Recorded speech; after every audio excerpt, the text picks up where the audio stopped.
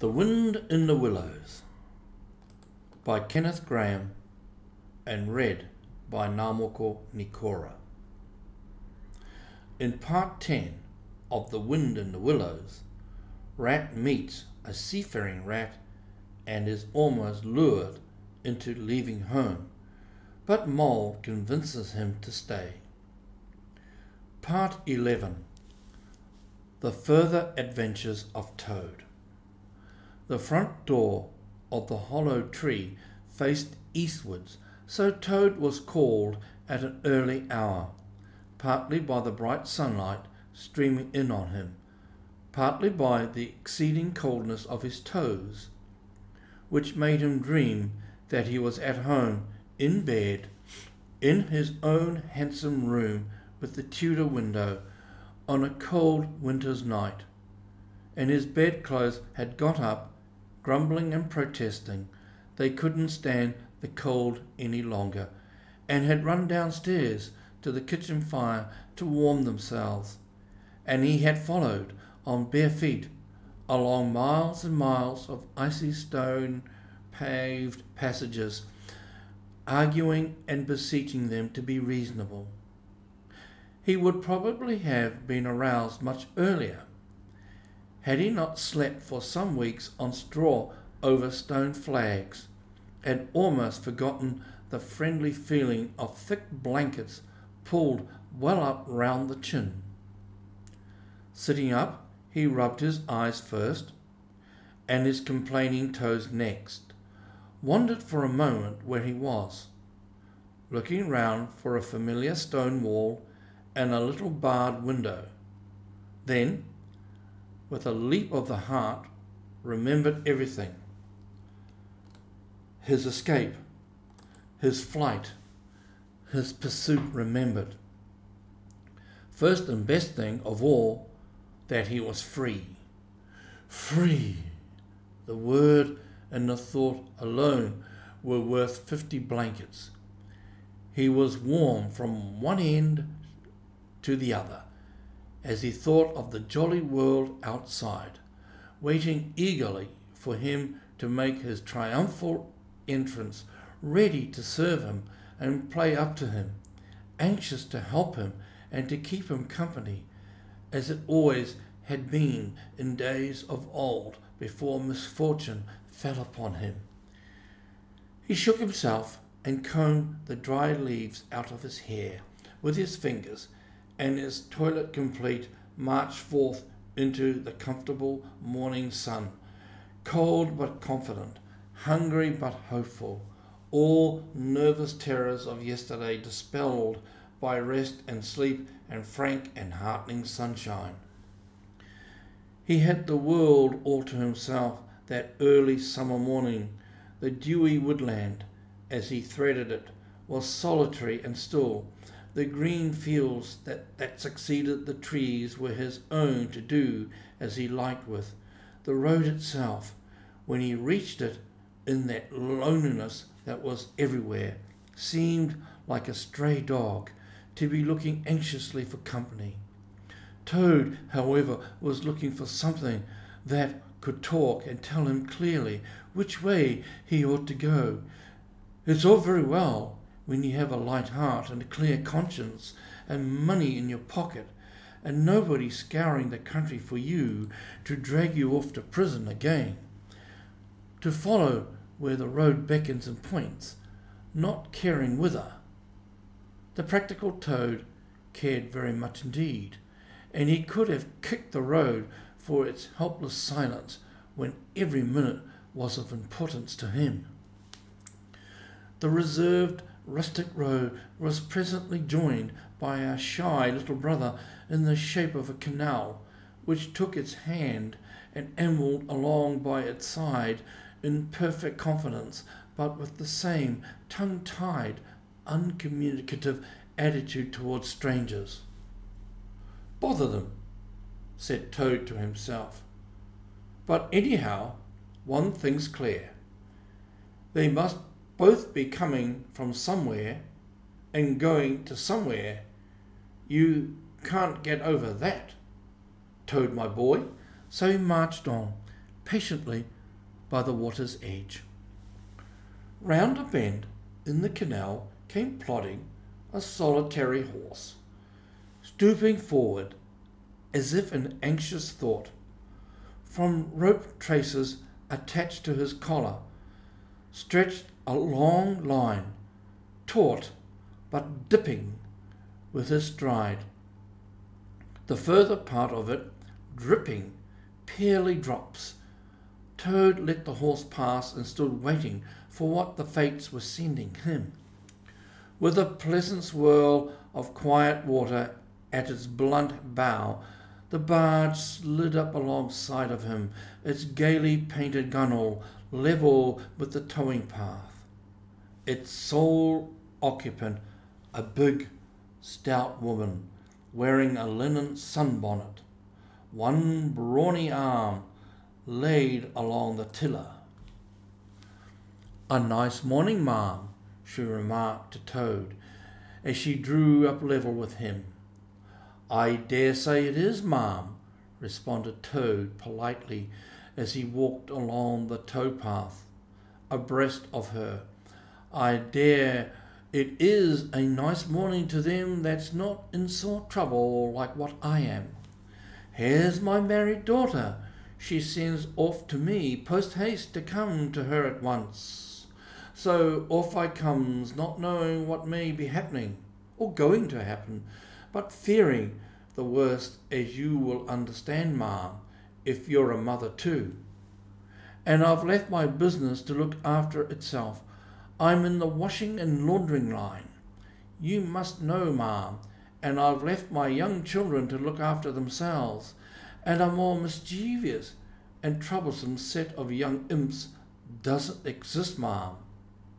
And I've lost all my money, and lost my way, and as for what may be happening to my married daughter, why, I don't like to think of it, ma'am." "Where might your married daughter be living, ma'am?" asked the barge-woman. "She lives near to the river, ma'am," replied Toad, "close to a fine house called Toad Hall. That's somewheres hereabouts in these parts. Perhaps you may have heard of it."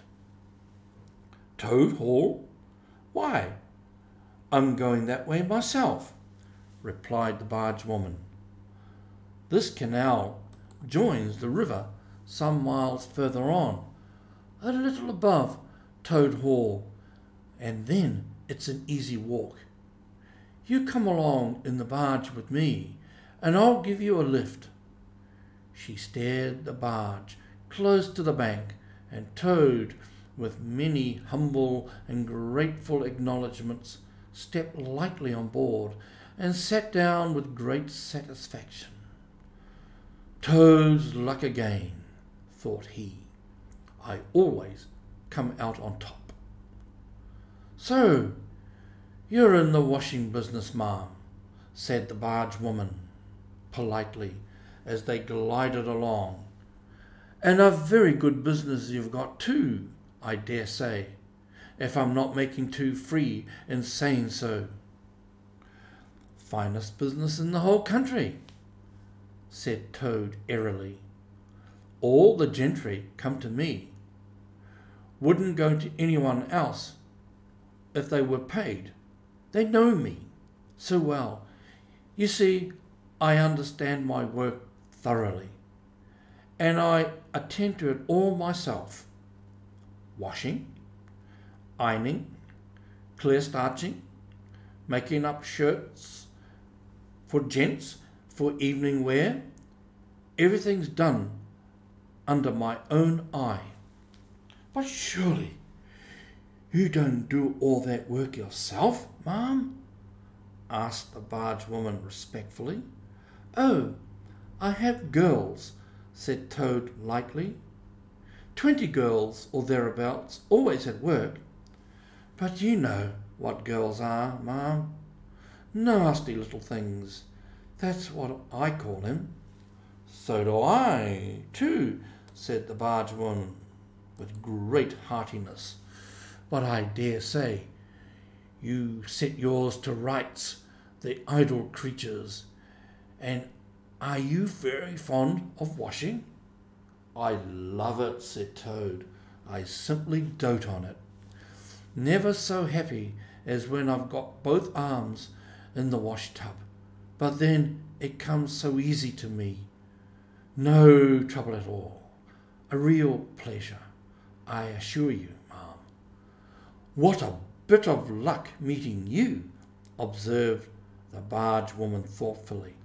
A regular piece of good fortune for both of us. Why, what do you mean? Asked Toad nervously. Well, look at me now, replied the barge-woman. I like washing too, just the same as you. And for that matter, whether I like it or not, I have got to do all my own, naturally moving about as I do. Now, my husband, he's such a fellow for shirking his work and leaving the barge to me, that never a moment do I get for seeing to my own affairs, but writes he ought to be here now, either steering or attending to the horse, though luckily the horse has sense enough to attend to himself, instead of which he's gone off with the dog to see if they can't pick up a rabbit for dinner somewhere. Says he'll catch me up at the next lock. Well, that's as may be. I don't trust him once he gets off with that dog, who's worse than he is. But meantime, how am I going to get on with my washing? Oh, never mind about the washing, said Toad, not liking the subject. Try and fix your mind on that rabbit. A nice, fat, young rabbit, I'll be bound. Got any onions? I can't fix my mind on anything but my washing, said the barge-woman. And no wonder you can be talking of rabbits with such a joyful prospect before you. There's a heap of things of mine that you'll find in a corner of the cabin. If you'll just take one or two of the most necessary sort, I won't venture to describe them to a lady like you, but you'll recognize them at a glance, and put them through the wash tub as we go along. Why, it'll be a pleasure to you, as you rightly say, and a real help to me. You'll find a tub handy, and soap, and a kettle on the stove, and a bucket to haul up water from the canal with. Then I shall know you're enjoying yourself instead of sitting here idle, looking at the scenery and yawning your head off. Here, let me steer, said Toad, now thoroughly frightened, and then you can get on with your washing your own way. I might spoil your things, or not do 'em as you like. I'm more used to gentlemen's things myself. It's my line. Let you steer? Replied the barge-woman, laughing. It takes some practice to steer a barge properly. Besides, it's dull work, and I want you to be happy. No, you shall do the washing you are so fond of, and I'll stick to the steering that I understand. Don't try and deprive me of the pleasure of giving you a treat. Toad was fairly cornered. He looked for escape this way and that, saw that he was too far from the bank for a flying leap, and sullenly resigned himself to his fate. If it comes to that, he thought, in desperation, I suppose any fool can wash. He fetched tub, soap, and other necessaries from the cabin, selected a few garments at random, tried to recollect what he had seen in casual glances through laundry windows and set to. A long half hour passed, and every minute of it saw Toad getting crosser and crosser. Nothing that he could do to the things seemed to please them or do them good. He tried coaxing, he tried slapping, he tried punching. They smiled back at him out of the tub, unconverted, happy in their original sin. Once or twice he looked nervously over his shoulder at the barge-woman, but she appeared to be gazing out in front of her, absorbed in her steering. His back ached badly, and he noticed with dismay that his paws were beginning to get all crinkly. Now Toad was very proud of his paws. He muttered under his breath words that should never pass the lips of either washerwoman or Toads, and lost the soap for the 50th time. A burst of laughter made him straighten himself and look round. The barge-woman was leaning back and laughing unrestrainably, till the tears ran down her cheeks. "I've been watching you all the time," she gasped. "I thought you must be a humbug all along, from the conceited way you talked. Pretty washerwoman you are. Never washed so much as a dishcloth in your life. I'll lay." Toad's temper, which had been simmering viciously for some time now, fairly boiled over, and he lost all control of himself.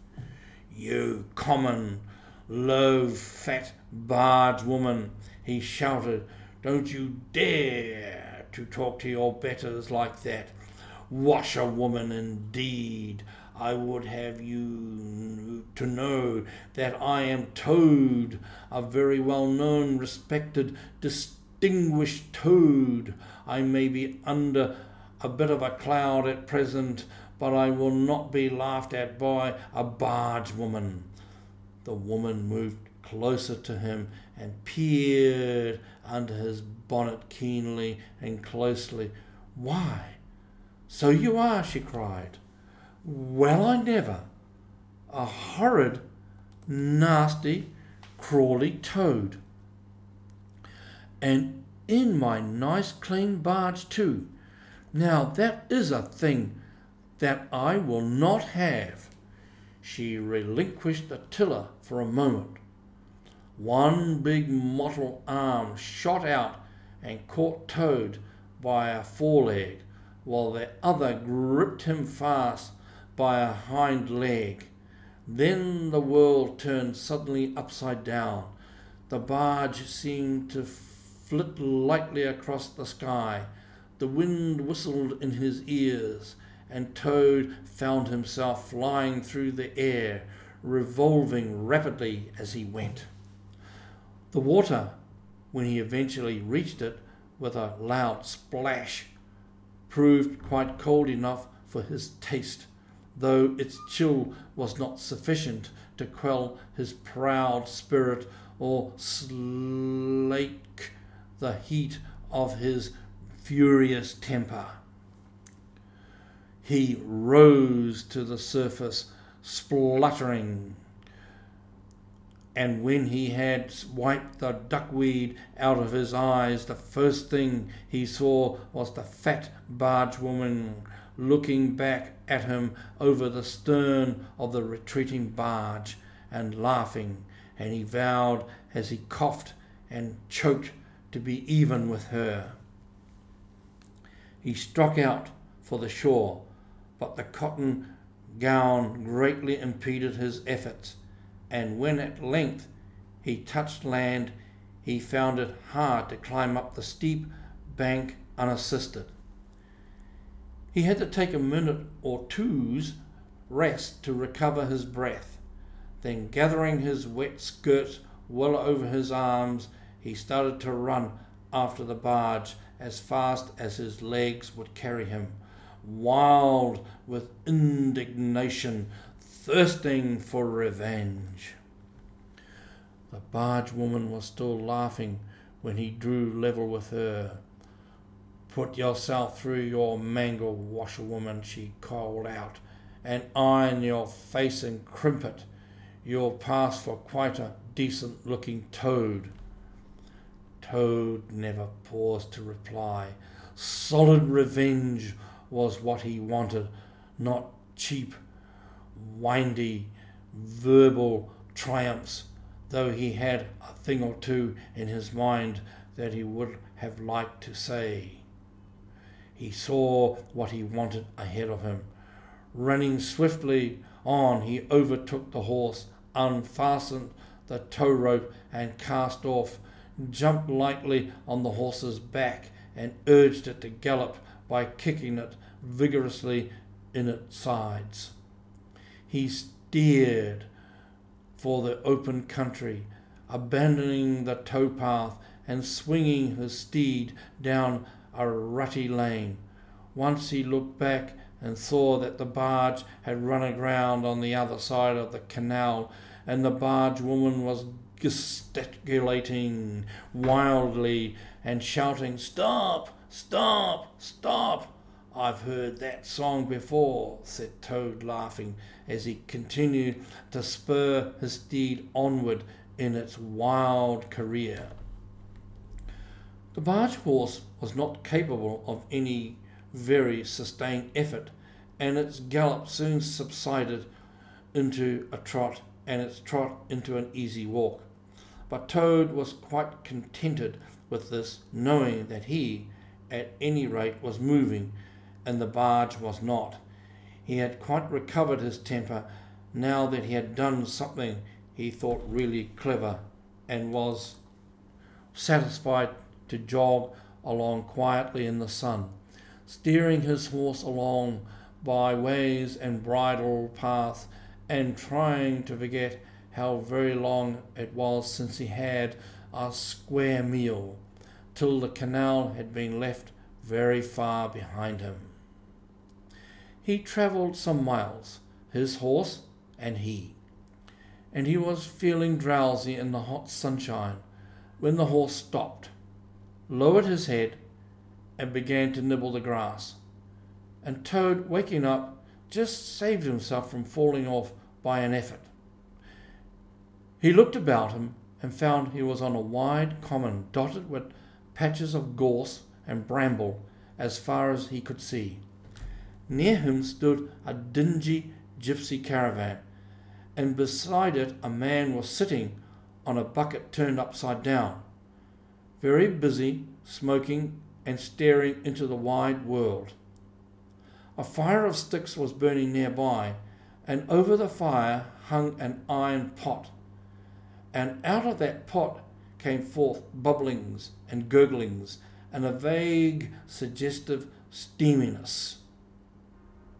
Also smells, warm, rich and varied smells, that twined and twisted and wreathed themselves at last into one complete, voluptuous, perfect smell that seemed like the very soul of nature, taking form and appearing to her children, a true goddess, a mother of solace and comfort. Toad now knew well that he had not been really hungry before. What he had felt earlier in the day had been a mere trifling qualm. This was the real thing, at last, and no mistake, and it would have to be dealt with speedily too, or there would be trouble for somebody or something. He looked the gypsy over carefully, wondering vaguely whether it would be easier to fight him or cajole him. So there he sat, and sniffed, and looked at the gypsy, and the gypsy sat and smoked, and looked at him. Presently, the gypsy took his pipe out of his mouth and remarked in a careless way, "Want to sell that there horse of yours?" End of part 11.